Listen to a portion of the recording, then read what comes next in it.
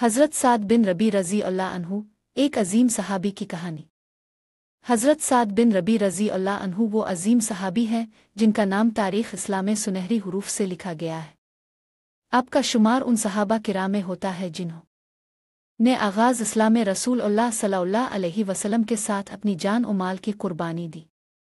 हज़रत साद बन रबी का ताल्लुक़ कबीला खुज़रुज से था और आपको बदर और अल-फ़ाहिद की जंगों में हिस्सा लेने का शर्फ हासिल था। इब्तिदाई ज़िंदगी।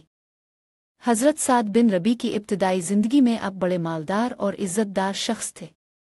आपकी जूद और सखावत की कहानियाँ मशहूर थीं और आपका शुमार मदीना के मुअज़्ज़ज़ अफ़राद में होता था।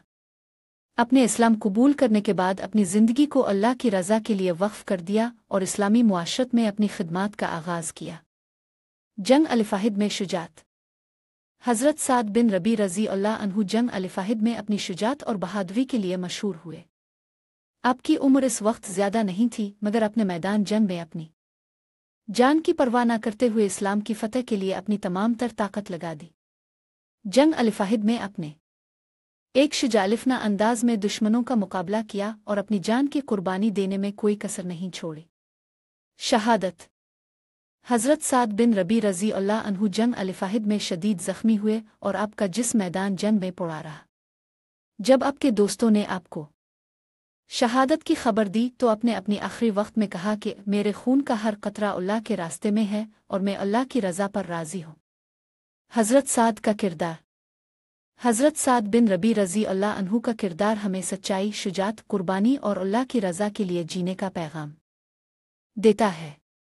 आपका ईमान इतना मजबूत था कि अपने इस्लाम की सरबलंदी के लिए अपनी जान की कुर्बानी देने से गुरेज नहीं किया। हज़रत साद बिन रबी रज़ी अल्लाह अन्हु की ज़िंदगी का पैगाम यह है कि इंसान को अल्लाह के रास्ते में अपनी तमाम तर सलाहियतें और वसाइल वक्फ़ कर देनी चाहिए। उसके अलावा आप की कुर्बानियाँ और जंगों में शुजात हमें ईमान की सच्चाई और अल्लाह की रज़ा की अहमियत सिखाती है।